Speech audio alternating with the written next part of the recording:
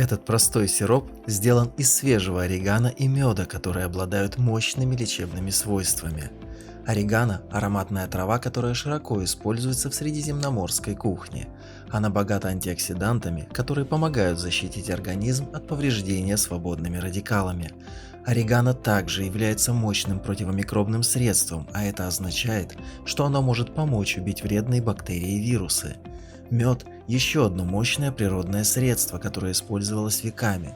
Он хорошо известен своим успокаивающим действием при боли в горле и способностью повышать иммунитет. Мед также обладает антибактериальными свойствами, которые помогают бороться с инфекциями. Итак, как приготовить сироп из орегано и меда дома? Вот простой рецепт, который вы можете попробовать.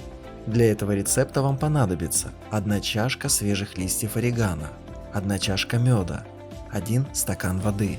Для начала налейте воду в кастрюлю и доведите ее до кипения. Затем добавьте в кастрюлю свежие листья орегано и уменьшите огонь до минимума.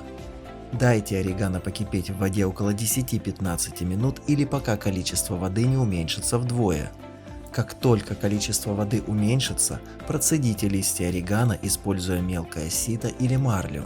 Пока вода еще горячая, добавьте в кастрюлю мед и перемешивайте, пока он не растворится.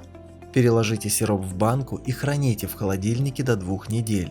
Чтобы использовать сироп, просто принимайте 1 или 2 ложки в день, чтобы успокоить кашель. Вы также можете добавить сироп в чашку горячего чая, чтобы получить успокаивающий и вкусный напиток. Будьте здоровы!